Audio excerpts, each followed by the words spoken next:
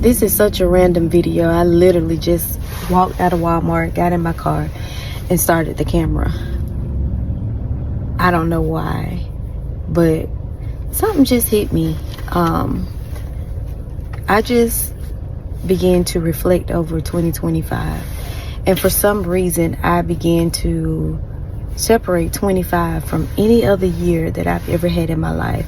And I seen where I was living in answered prayers. But I also realized that the more God could create space for us to live in those prayers that have been answered, the more intense the warfare becomes, so that the enemy can keep your mindset in those old places. And it makes it hard for you to operate or to be effective where God currently has you. And I sat here for a moment because I was able to identify exactly what the enemy does. He just becomes more cunning and more crafty, because if you are carrying and holding something that is so powerful, believe me, he is observing you, he's analyzing you, and he is sending warfare like no other. And so I encourage any of you in this season of 2026, not just pray, but pray intensely in prayer, in your prayers. Read your word, fast, but make sure that you remind yourself that you're not just reading God's word. You're not just praying and picking those things back up that you've given to God.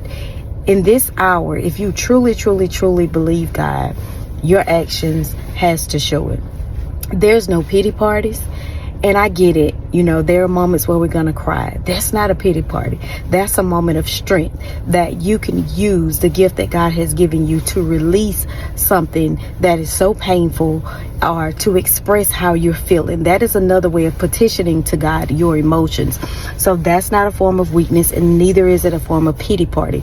Pity party is when you want to continue to grip your past, when you want to grip something that still has you in the chokehold. I get it. It hurts. I get it. It's painful, but you owe it to yourself that in this season, I'm going to release the grip off of that old narrative of my life.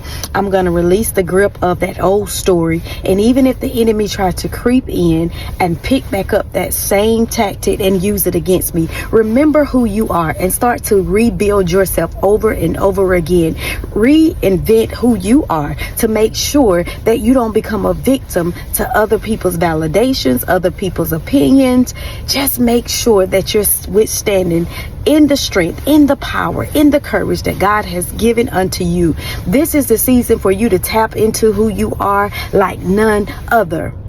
I say this all the time, that you have an identity that you have yet to tap into. And I say that because if you are still here, there is something new to be learned of you every single day.